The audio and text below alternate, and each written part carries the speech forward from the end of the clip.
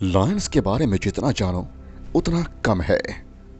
इनका behaviour complex तो होता ही है और इन्हें समझना उतना आसान नहीं जितना हमें लगता है। पर समय के साथ साथ हम कोशिश कर रहे हैं और धीरे धीरे हमें इनके बिहेवियर के बारे में कुछ ऐसी बातें मालूम पड़ी है जो शायद आश्चर्यजनक लग सकता है। एक समय ऐसा भी था जब हमें लगता था कि शेर अकेला आता है और लायंस की ऐसी इमेज बनाने में बॉलीवुड वालों ने काफी मदद की थी, पर ऐसा नहीं है। अब समय बदल चुका है और हम सभी जानते हैं शेर अकेला नहीं रहता है। वे गठबंधन बनाते हैं और अपने गठबंधन में ही मिलकर रहते हैं ताकि वे सरवाइव कर सके। और ऐसे ही आज मैं एक नई और अनोखी कहानी लेकर आया हूं आपके सामने जो एक बेहद खास गठबंधन की है। और आज मैं जिस लायन की बात करने जा रहा हूं वह एक अफ्रीकन लायन था। सच कहूं तो लोग उसे बीस्ट कहकर बुलाते थे और जंगल के इस राजा को रानियों की कोई कमी नहीं थी अपने जीवन में। पर आपको यह जानकर हैरानी होगी कि इनकी रानियां भी किसी से कम नहीं थी, जो कि दूसरे लायन से अपने टेरिटरी को बचाने में दो भाइयों की हेल्प करती थी। तो दोस्तों, आज मैं बात करने जा रहा हूं दो ऐसे लायंस के बारे में जो कि किंग्स थे मारा ट्रायंगल के, जिन्होंने अपने प्राइम टाइम में आते ही अपने से बड़े लायंस को धूल चटाने पर मजबूर कर दिया। जीत की हवस इनके रगों में दौड़ रहा था। इन्हें हार बिल्कुल बर्दाश्त नहीं था। इनके सामने जो भी आता था ये दो भाई मिलकर उसका मुकाबला डट कर करते थे और अपने टेरिटरी और अपने शेरनियों को बचाते थे। लेकिन वह कहावत तो आपने सुनी होगी, हर उगता सूरज एक टाइम ढलता भी है, और आज हम वही विटनेस करेंगे।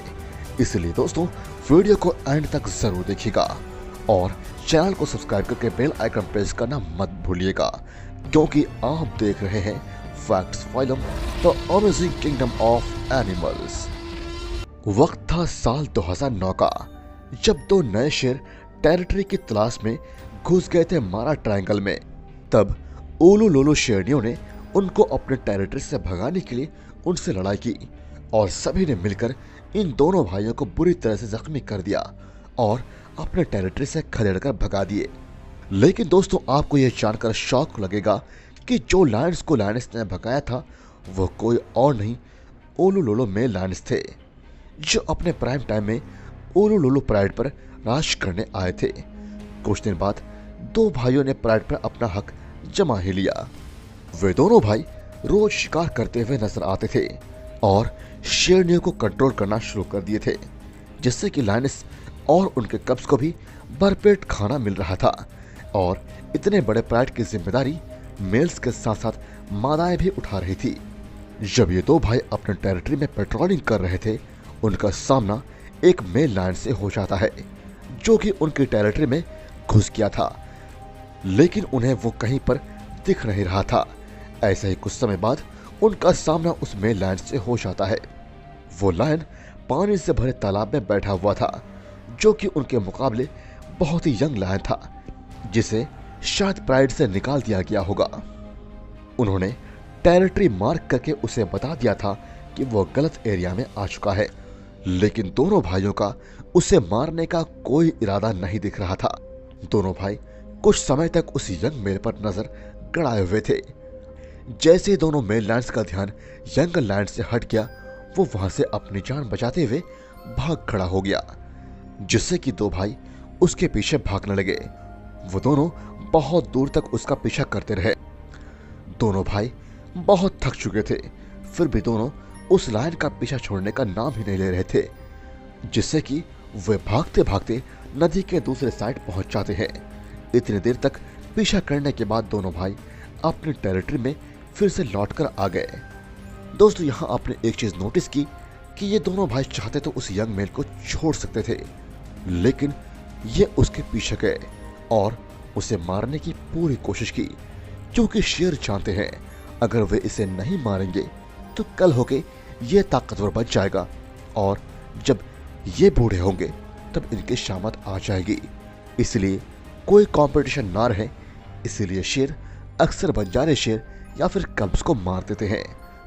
दोनों भाई अपने किंगडम लौटने के बाद अपने शेरनियों को प्यार किया और उन्हें बताया कि आज उन्होंने अपने किंगडम को बचा लिया। लेकिन हर बार साम्राज्य सेफ हो ऐसा नहीं होता है। समस्याएं हर तरफ से दस्तक देती रहती है, जिन्हें पहले ओलू लोलो लायनस ने अपने टेरिटरी से भगा दिया था। 4 शेरों का सामना इन 2 भाइयों से होने वाला था, क्योंकि दोनों भाइयों को मालूम चल चुका था कि 4 शेर उनके टेरिटरी पर नजरें खड़ाए हुए हैं और घुसपैठ कर चुके हैं। चारों भाइयों ने भी जंग का ऐलान कर दिया था और अगर ये 2 भाई अपने साम्राज्य को बचाना चाहते तो उन्हें लड़ाई करनी होगी और अपने आप को साबित करना होगा। भले ही ये 2 शेर थे और सामने 4, लेकिन इन 2 भाइयों को फर्क नहीं पड़ रहा था। इनके भीतर काफी ज्यादा कॉन्फिडेंस था और ताकत भरा हुआ था। इन्हें बस अपने काबिलियत पर यकीन था और इसी काबिलियत के बल पर इन्होंने लड़ाई शुरू कर दी। सर पर कफन बांधे 2 भाइयों ने जंग की शुरुआत कर दी। दोनों कोalition आमने सामने थे, जंग छिड़ने वाली थी। इस टेरिटरी पर या तो 2 भाई या फिर ये 4 भाई, कोई एक ही कोalition राज करने वाला था। जैसे ही लड़ाई शुरू हो जाती है, 2 भाई दूसरे मेनलैंड्स पर भारी पड़ने लगते हैं। पर दोस्तों, अचानक जो हुआ उसे सुनकर आपके आंखों में आंसू आ जाएगा। दोनों भाइयों में से एक शेर पहाड़ पर से नीचे गिर जाता है और उसकी मौत हो जाती है। अपने भाई की मौत से दूसरा भाई बुरी तरह से सदमे में पहुंच जाता है और अपनी हार को स्वीकार करते हुए वहां से भाग खड़ा होता है, क्योंकि अकेले 4 लायंस से मुकाबला करना काफी ज्यादा मुश्किल था। अपनी जान को बचाते हुए वो वहां से चला जाता है और पीछे छूट जाती है 9 शेरनियां और 14 कब्ज, जिसे शायद ये 4 मेल लायंस मार देंगे। नए राजा बनने के कारण लायंस कब्ज को उनसे बचाने की कोशिश करते हैं, जिससे कि कुछ हाइनास उनके ऊपर हमला करते हैं और कुछ कब्ज को 4 मेल लायंस मार देते हैं, जो कि उनके बच्चे नहीं थे। बच्चों के मरने के बाद लायंस फिर से न्यू लायंस के साथ मेटिंग के लिए तैयार हो जाती है, जिससे कि वो उनके बच्चों को जन्म देगी। ओलू लोलो शेर के जाने के बाद भी 2 प्राइड के बीच जंग जारी रहा। ये 2 प्राइड थे, ओलू लोलो प्राइड और मार्च प्राइड, और इस जंग की वजह से दोनों ही प्राइड में जितने भी ओलू लोलो शेरों के बच्चे थे उन्हें मार डाला गया और अब उनके एक भी कब्ज नहीं बचे और दूसरे बचे ओलू लोलो में लैंड को फिर कभी देखा नहीं, जिससे कि आगे उसके साथ क्या हुआ इसकी किसी के पास कोई इन्फॉर्मेशन नहीं है। दोस्तों, अगर मुझे कोई इन्फॉर्मेशन या अपडेट मिलती है इस शेयर पर तो मैं आप लोग को जरूर बताऊंगा। Thank you so much guys. Video अच्छी लगी तो लाइक जरूर कीजिएगा।